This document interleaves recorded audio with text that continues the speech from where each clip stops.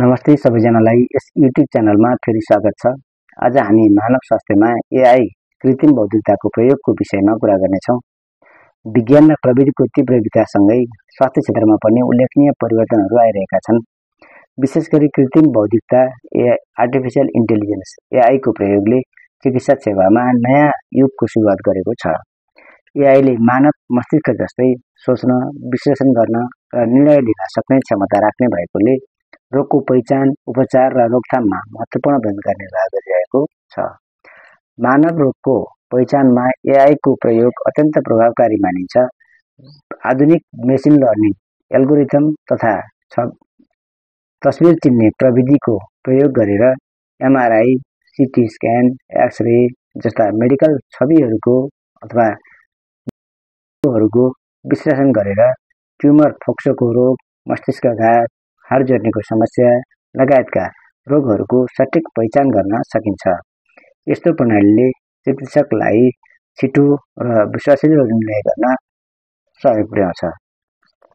त्यस्तै एआईले स्वास्थ्य तथ्याङ्कहरूको आधारमा रोगको जोखिम मूल्याङ्कन गर्न सक्ने प्रणालीहरू विकास गरिएको छ।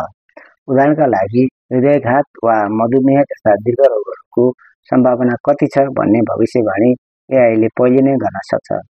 यसरी जोखिम पहिल्यै थाहा पाउँदा समयमै रोकथाम र जीवनशैली सुधार गर्न सकिन्छ। चिकित्सकहरूको लागि उपचार योजना बनाउन एआई उपयोगी साबित भएको छ। बिरामीको लक्षण, जाँचको रिपोर्ट, विगतको औषधोपचार इतिहास आदिको विश्लेषण गरेर उपयुक्त औषधि र उपचार विधि सिफारिस गर्न सक्ने प्रणालीहरू प्रचलनमा छन्। यस्तो प्रणालीले उपचारको गुणस्तरमा सुधार ल्याउनुका साथै चिकित्सा सेवा पहुँच नपुगेका क्षेत्रमा समेत सहयोग पुर्याउन सक्छ।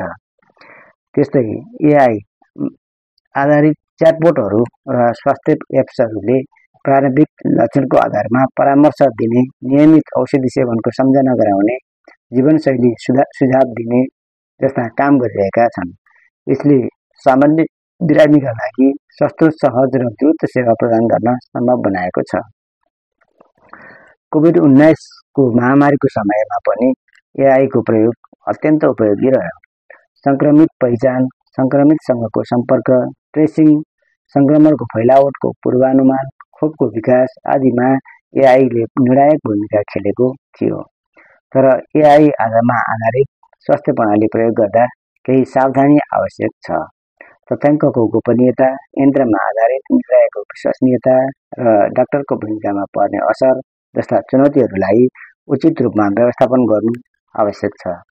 एआईले चिकित्सकको विकल्प होइन, सहयोगी उपकरणका रूपमा काम गर्नुपर्छ। निष्कर्षमा भन्नुपर्दा मानव रोगको उपचारमा एआईको प्रयोगले चिकित्सा क्षेत्रलाई आधुनिक, द्रुत, सुलभ र प्रभावकारी बनाउँदै गएको छ।